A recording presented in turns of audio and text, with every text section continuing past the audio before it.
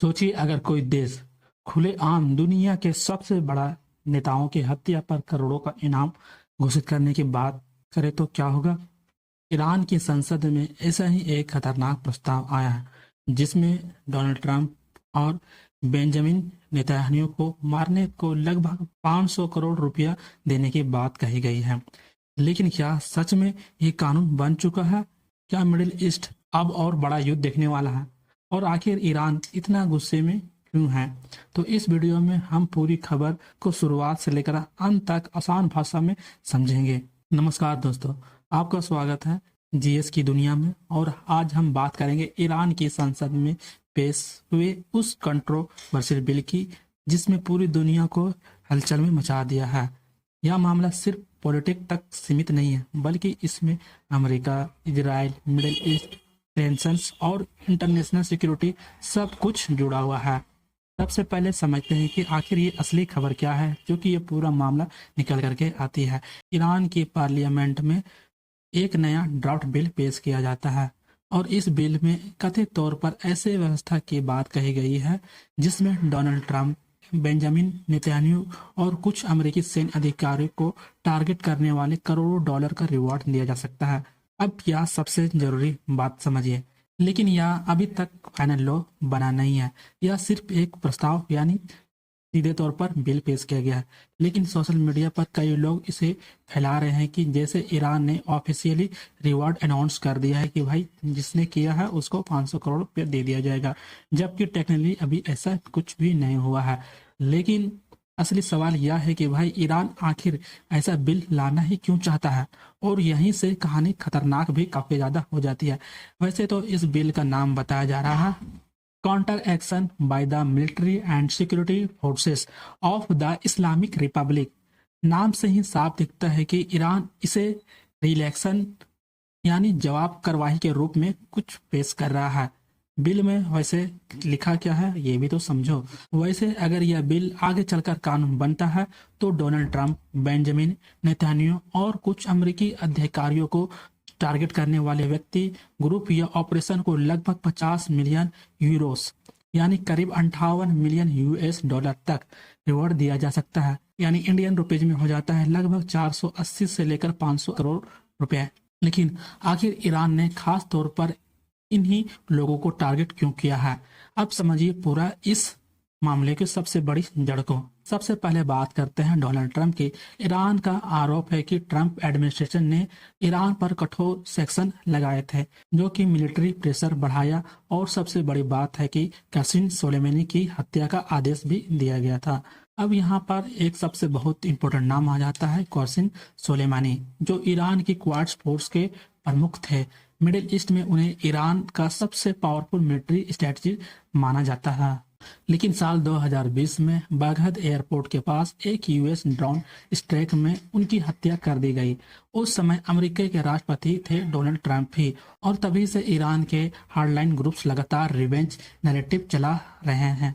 लेकिन मामला सिर्फ ट्रंप तक सीमित नहीं है, अब इसमें इजराइल भी आ जाते हैं। वैसे यहाँ पर बेंजामिन नेतन्याहू को लेकर ईरान और इजराइल के बीच में लंबे समय से तनाव भी चला आ रहा है। ईरान इजराइल पर आरोप लगाता है कि मिडिल ईस्ट में मिलिट्री एग्रेशन बढ़ाया गया है, गाजा कॉन्फ्लिक्ट को काफी ज्यादा बढ़ाया गया है, और तेहरान पर हुए कुछ हमलों के पीछे भी इजराइल का ही हाथ है।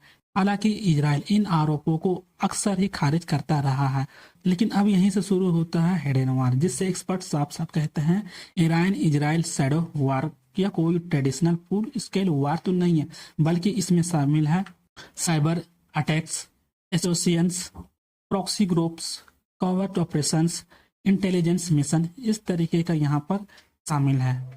यानी दोनों देशों के सीधे युद्ध तक काम करते हैं, लेकिन पीछे से लगातार एक दूसरे को कमजोर करने की भी काफी ज्यादा कोशिश करते रहते हैं। अब इसे ऑनलाइन कैंपेन या साइबर ग्रुप्स में जुड़े जाते हैं।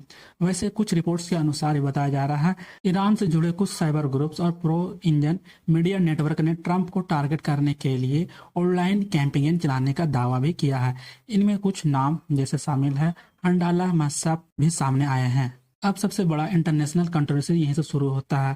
कई इंटरनेशनल लॉ एक्सपर्ट का मानना है कि अगर कोई सरकार ओपनली किसी फॉरेन लीडर की हत्या पर रिवॉर्ड रखती है तो इसे स्टेट स्पॉन्सर्ड एसोसिएशन इनकरेजमेंट माना जा सकता है। यही वजह है कि यह बिल इतना कंट्रोवर्शियल बन गया है और यही कारण है कि अमेरिका इस मुद्दे के बेहद ही गंभीरता से देख सकता है, क्योंकि पहले भी ईरान पर ऐसे आरोप लग चुके हैं।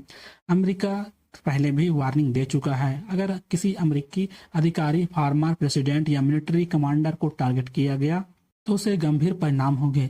लेकिन सबसे खतरनाक बात यह है कि भाई यह सब ऐसे समय में हो रहा है जब मिडिल ईस्ट में पहले से ही काफी ज्यादा भी देख रहे हो कि तनाव चल रहा है। ऐसे माहौल में अगर इस तरह के प्रोसेस कॉल्स सामने आते हैं तो ग्राउंड टेंशन और भी आगे बढ़ सकती है। वैसे यहाँ पर पाकिस्तान का भी नाम सामने आ रहा है। कुछ रिपोर्ट्स में यह भी कहा गया है कि पाकिस्तान बैक चैनल कूटनीति के जरिए टेंशन कम करने की कोशिश तो कर रहा है, हालांकि ऐसे राजनीतिक प्रसार ऑफिशियली पब्लिक नहीं होती है, इसलिए इस हिस्से को लेकर के कई बातें अटकलें और मीडिया स्रोत पर भी आधारित है। लेकिन वहीं पर अगर यह बिल आगे बढ़ता है तो इंटरनेशनल रिएक्शन बहुत बड़ा हो सकता है। संभावित नए प्रतिबंध लग सकते हैं, राजनीतिक अलगाव हो सकते हैं, साइबर वृद्धि में काफी ज्यादा हो सकते हैं, गुप्त प्रतिशोध जितने भी क्षेत्रीय मिलिट्री बिल्डअप कर सकते हैं, जैसे चीजें देखने को मिल सकती है। इस पर काफी ज्यादा असर पड़ सकती है। क्या यह कानून बन चुका है? वैसे तो ये भी इसी तरह का कोई भी कानून नहीं बना है, अभी यह सिर्फ ड्राफ्ट बिल है। संसद में अभी बहस काफी ज्यादा बाकी होना है, वोटिंग बाकी है, फाइनल अप्रूवल बाकी है और अभी यह क्लियर नहीं है कि वास्तव में पुरस्कार तंत्र कैसे काम करेगा। सिर्फ यहाँ पे एक बिल पेश किया गया, लेकिन अभी काफी कुछ उधर से बाकी है। तो कुल मिलाकर यह कहा जा सकता है कि भाई यह सिर्फ एक बिल नहीं है। वैसे तो ईरान यूएस दुश्मनी अभी खत्म नहीं हुई है, काफी ज्यादा अभी देख रहे हो कि वहां पर दुश्मनी तो चल ही रही है और मिडिल ईस्ट इससे लगातार अनस्टेबल भी होता जा रहा है। लेकिन सबसे जरूरी बात यह है कि सोशल मीडिया पर कई लोग इस तरीके का खबर बढ़ा चढ़ा करके फैला भी रहे हैं, जबकि अभी यह फाइनल लॉ नहीं बना है।